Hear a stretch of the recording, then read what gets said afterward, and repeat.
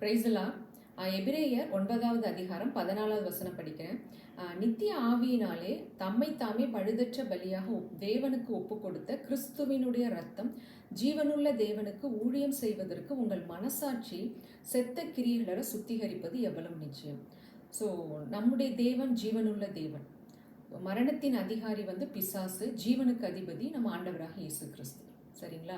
So 2 எஜமான்கள் இருக்காங்க. So மரணத்தின் அதிகாரி பிசாசு இருக்கான், ஜீவனுக்கு அதிபதி நம்மளுடைய தேவன் ஆண்டவராக இயேசு கிறிஸ்து இருக்கிறார். ஸோ யாராவது ஒருவருக்கு தான் நம்ம ஊழியம் செய்ய முடியும் இல்லைங்களா? ஸோ ஒரு வேலைக்காரன் 2 எஜமான்களுக்கு வேலை செய்ய முடியாது. ஸோ நம்ம ஜீவனுள்ள தேவனுக்கு ஊழியம் செய்ய வேண்டும் என்றால் மனிதனுடைய மனசாட்சியில், நம்முடைய மனதில் பிசாசின் காரியங்கள், அவனுடைய மரணத்தின் காரியங்கள் நம்மளுடைய மனசாட்சியில் இருக்கக்கூடாது.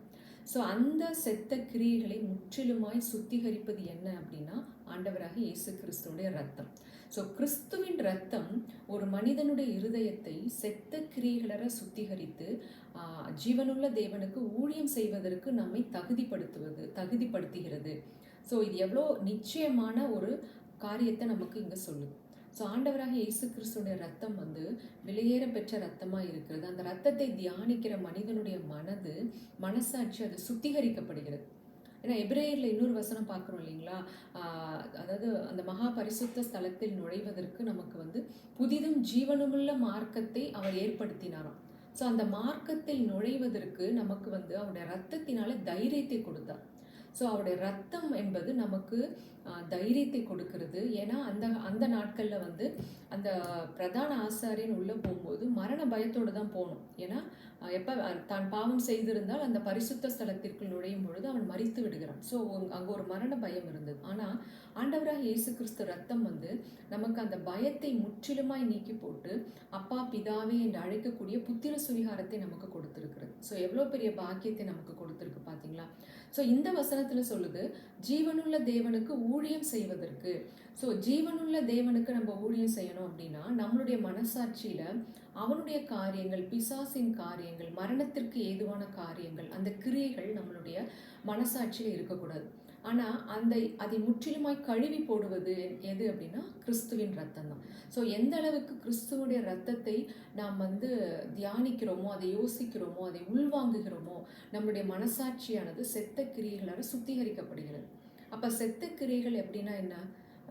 மனசில் பலவித பயம், கவலை, வெறுப்பு, கோபம், பகையுணர்ச்சி, பாவம், ஸோ மன்னியாமல் இருக்கிறது, இது எல்லாம் தான் செத்த கிரிகள். ஸோ இந்த கிரிகள் நம் மனசாட்சியில் இருக்கும் பொழுது நம் தேவனுக்கு ஊழியம் செய்ய முடியாது. ஸோ இதெல்லாம் ஒரு மனிதனை விட்டு நீங்க வேண்டும் என்றால் எல்லாவித வெறுப்பும், கசப்பும், கோபமும், மன்னியாமையும், பாவமும், இந்த உலகத்தின் இச்சைகளும், ஆசைகளும், சுயநலம், பெருமை, இது எல்லாம் நீக்கப்படுவது என்னன்னா அடிக்கப்பட்ட ஆண்டவராக இயேசு கிறிஸ்துவை நாம் ஒரு மனிதன் உற்று பார்த்து அந்த இரத்தம் எனக்காக சிந்தப்பட்டது என்பதை நோக்கி பார்க்கும் பொழுது அந்த அன்பு தான், அந்த கிறிஸ்துவின் இரத்தத்தினால் கிடைத்த அந்த விடுதலையை, இந்த அன்பை நாம் ஒரு மனிதனுடைய இருதயம் எந்த அளவுக்கு ஆழமாய் டேஸ்ட் பண்ணுதோ அந்த அளவுக்கு அந்த மனிதனுடைய இருதயம் சுத்திகரிக்கப்படுகிறது. ஸோ இந்த உலகத்தில் வேறு எதுவுமே மனிதனுடைய மனதை மாற்றுவதாக, சுத்தப்படுத்துவதாக இல்லைங்க. ஆண்டோடைய ரத்தம் மாத்திரம்தான். ஸோ அதை நாம் உற்று பார்க்கும் பொழுது தேவாதி தேவன், கர்த்தாதி கர்த்தர், ஆண்டவராக இயேசு கிறிஸ்துவை குறித்து வேதம் என்ன சொல்லுது? அவர் தேவனுடைய தற்சொரூபமா. பரலோகத்தில் இருக்கிறவைகள், பூலோகத்தில் இருக்கிற, காணப்படுகிற, காணப்படாத எல்லா அதிகாரங்கள், கர்த்தத்துவங்கள், துரைத்தனங்கள், சிங்காசனங்கள் எல்லாம் அவருடையது. அழகில் சிறந்தவர்.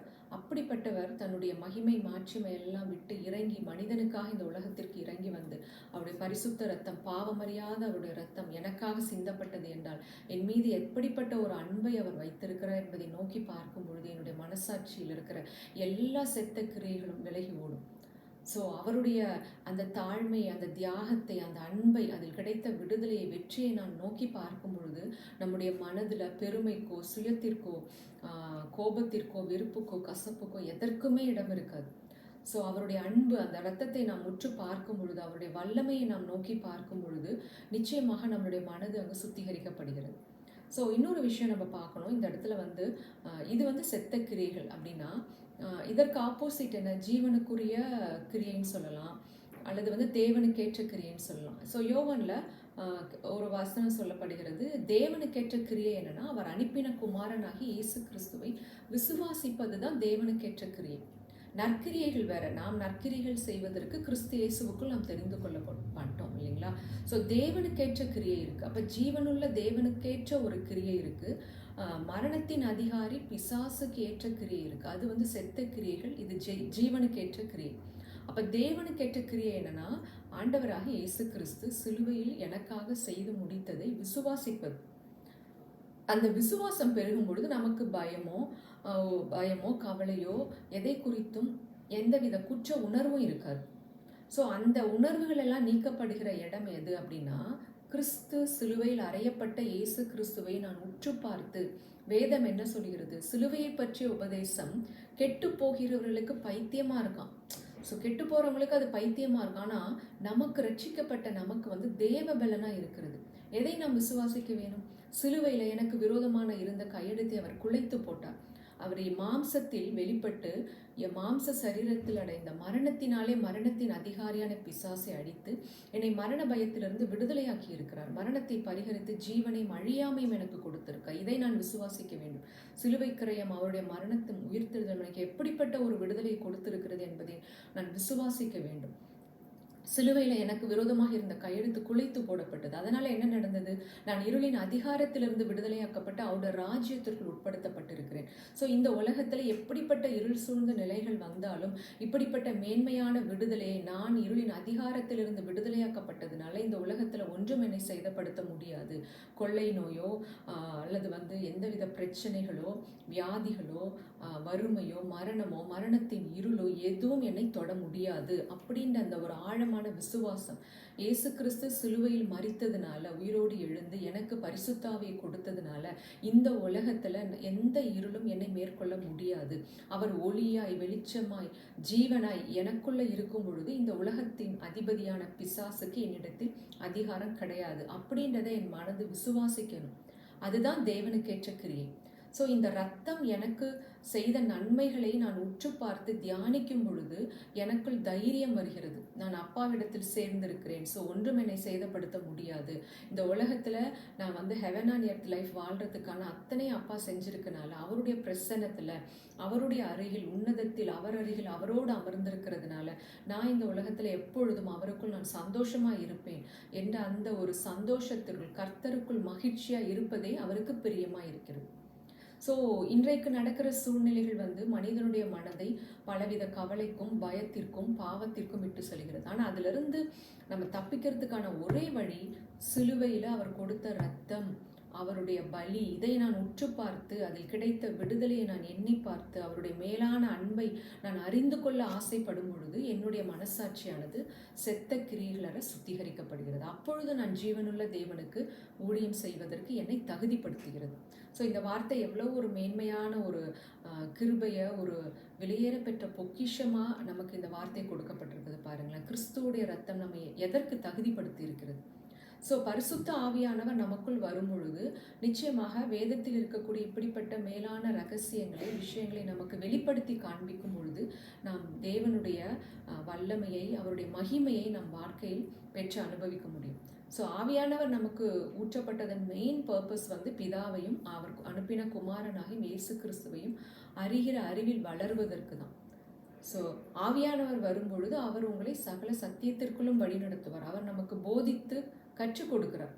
பிதாவை குறித்தும் கிறிஸ்துவை குறித்தும் நமக்கு கொடுக்கப்பட்ட நன்மைகளை குறித்தும் அவர் நமக்கு கற்றுக் கொடுக்கிறார். ஸோ இதை நாம் அறிந்து கொள்ளும் பொழுது நாம் இந்த உலகத்தில் உலக மக்களை போல நான் பயத்தோடு கஷ்டத்தோடு கவலையோடு கண்ணீரோடு வாழ தேவையில்லை.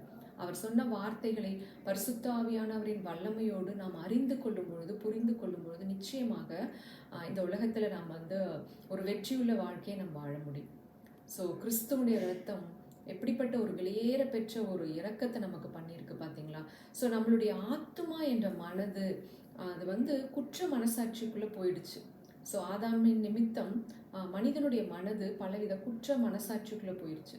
ஸோ அதனால தான் எபிரேயரில் அவர் சொல்கிறாரு, அவர் வந்து நமக்கு வந்து அந்த புதிதும் ஜீவனமுள்ள மார்க்கத்தை தெரியப்படுத்தினார். அதிலே பிரவேசிப்பதற்கு நம்மளுடைய ரத்தத்தினால் நமக்கு தைரியம் கொடுத்திருக்கிறார். அதனால நம்ம என்ன பண்ணலாம் அப்படின்னா, துர்மனசாட்சி நீங்க சுத்த ஜலத்தால் கழுவப்பட்ட சரீரத்தோடு, பரிசுத்தமுள்ள இருதயத்தோடு, விசுவாசத்தின் பூரண நிச்சயத்தோடு நாம் சேர கடவோம் என்று சொல்லப்பட்டிருக்கிறது.